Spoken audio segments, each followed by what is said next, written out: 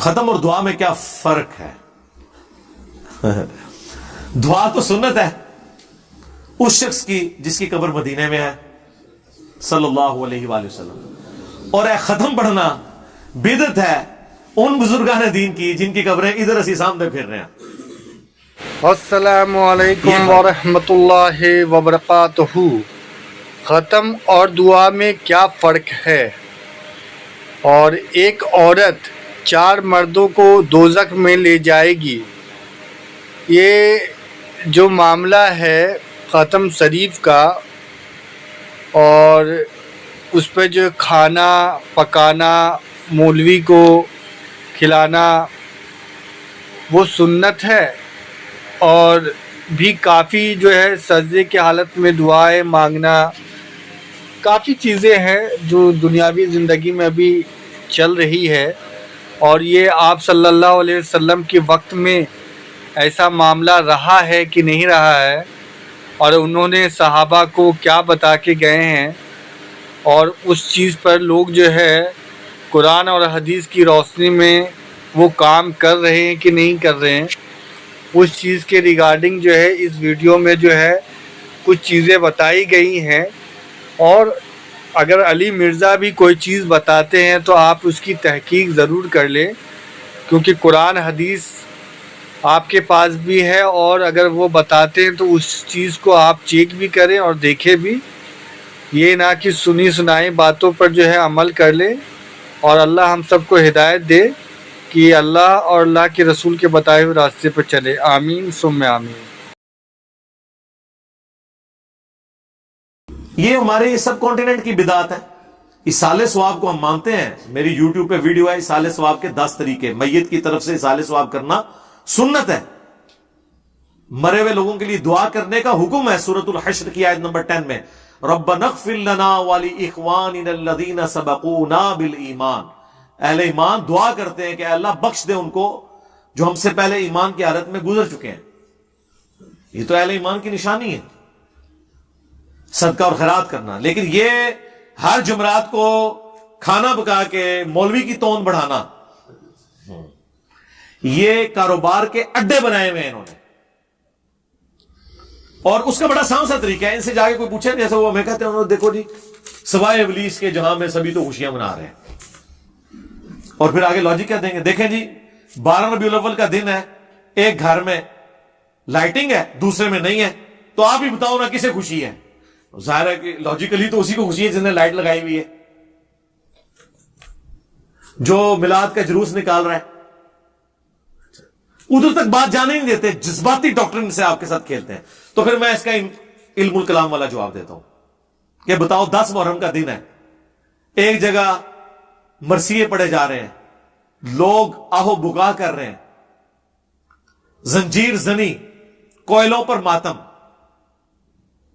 چھریوں سے ماتم، اور دوسرے گھر میں کچھ بھی اس طرح کی ایکٹیویٹی نہیں ہو رہی، اور یہ دوسرا گھر بریلویوں کا گھر ہے جدھر میلاد بڑا منایا جاتا ہے۔ اب بتاؤ کہ یہ عاشق اہل بیت ہیں یا مرثیہ پڑھنے والے عاشق اہل بیت ہیں؟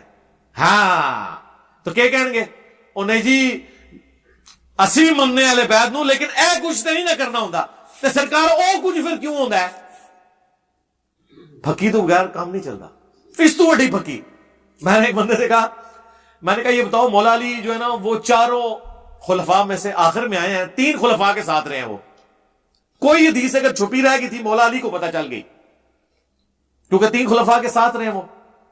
تو مولا علی جب کوفے میں شفٹ ہوئے، دارالخلافہ شفٹ کیا، تو مولا علی 5 سال تک تو وہاں پہ رہے ہیں، پبلکلی انہوں نے نمازیں پڑھی ہیں، اور جمعے کی نماز پڑھائی، عیدین کی نمازیں پڑھائیں، تو 12 ربیع الاول کے جلوس بھی نکلتے ہوں گے۔ ہاں تو مجھے اپنے عالم صاحب سے یہ پوچھ کے بتائیں کہ جب مولا علی 12 ربیع الاول کا جلوس نکالتے تھے تو نعت کون پڑھتا سی؟ عمار ابن یاسر یا حسن ابن علی یا حسین ابن علی؟ ہاں تلاوت کی دی ہوندی سی، جھنڈے کون لاندا سی، تے اے نیاز پکانے دی ذمہ داری کی دی ہوندی سی۔ اب جب یہ بات کرتے ہیں ہاں اردو تے نہیں سی ہوندا جی ہے کچھ، ہاں تے اگر ہون ہو رہا ہے تو اس کی بنیاد پہ ان لوگوں کو جو مولا علی کے ماننے والے ہیں، جو ابو بکر عمر عثمان کے ماننے والے ہیں، ان کو یہ کہنا کہ سوائے ابلیس کے جہاں میں سبھی تو خوشیاں منا رہے ہیں، پھر تو ہم آپ سے پوچھیں گے. اور یہاں پہ بھی ہم ختم کے بارے میں پوچھیں گے کہ نبی الاسلام نے اپنی 3 جوان بیٹیاں جو آپ کی زندگی میں فوت ہوئیں، شادی شدہ، اپنے مبارک ہاتھوں سے دفن کی ہیں، کس کا تیجا 40واں اور کل کروایا ہے؟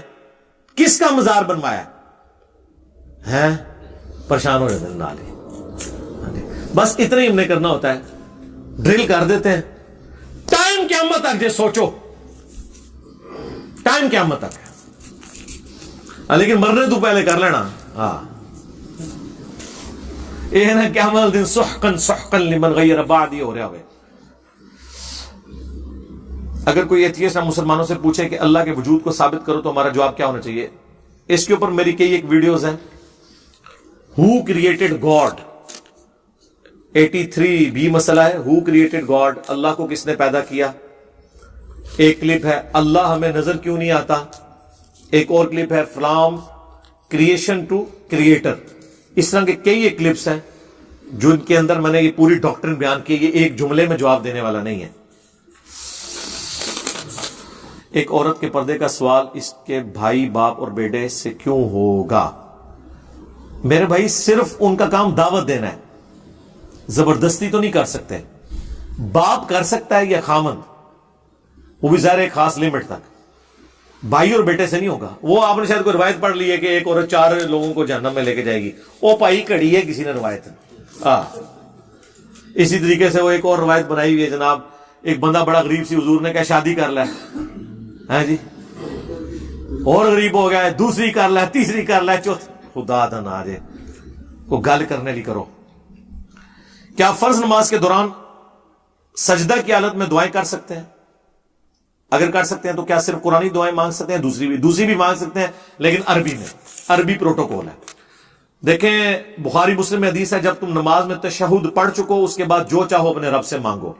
یہ واضح نبی اسلام کا ایک سمجھ لیں اجازت نامہ ہے.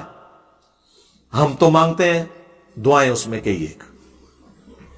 صحیح مسلم میں حدیث ہے کہ انسان سجدے کی حالت میں اپنے رب کے سب سے زیادہ قریب ہوتا ہے، لہذا سجدے میں خوب دعائیں مانگو.